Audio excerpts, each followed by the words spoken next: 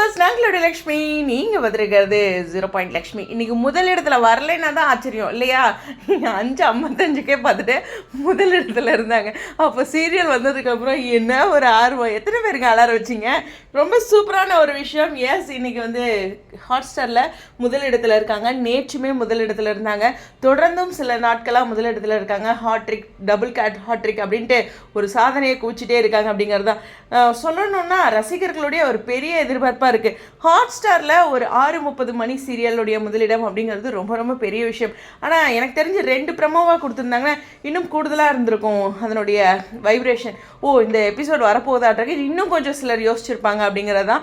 நேற்று இன்னுமே அதாவது ஒரு 1000 பேர் பார்க்குறாங்கன்னு ஒரு உதாரணத்துக்கு சொல்லணும்னா 5000 பேர் பார்த்துருப்பாங்க. அந்த ப்ரமோவோட வைப்ரேஷன் இருக்குது அந்த பர்டிகுலர் டேயில் ரிலீஸ் பண்ணால். ஸோ பர்த்டே ப்ரமோ ஒன்று, இப்படி ஒரு ப்ரமோ விட்டுருக்கலாம், பரவாயில்லைங்க. நம்மள 1ஆம் தேதியிலிருந்து என்ன சொல்கிறது, டேரக்டர் வந்து என்னவா இருக்கும்னு அந்த கனவா என்ன ஏது அப்படின்ட்டு எக்கச்சக்கமான கேள்விகள்.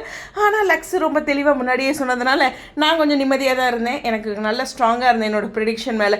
ஓகே, ஓவராலாக சொல்லணும்னா விஜய், காவேரி அவங்களோட ஃபேன்ஸ் இவங்களுக்காக கிடைச்ச ஒரு மிகப்பெரிய சந்தோஷமான நாள், அங்கீகாரம் இல்லையா? ஸோ முதலிடத்தில் தொடர்ந்து ஹாட்ஸ்டாரில் இருக்கிற இது லக்ஷ்மி பிரியா ஷேர் பண்ணியிருந்தாங்க, குமரன் ஷேர் பண்ணியிருந்தாங்க. எல்லாருமே டீம் எல்லாருமே இதுக்கான காரணம் தான். ஸோ நம்மளுடைய விஜயுமே நல்ல மெமரிஸில் ஹாப்பியாக இருக்கார். ஸோ அதனால் எல்லாத்துக்குமே ரொம்ப ஒரு சந்தோஷமான நாள் அப்படிங்கிறது தான் முதலிடத்தில். எஸ், உங்களுடைய கருத்துக்கள்.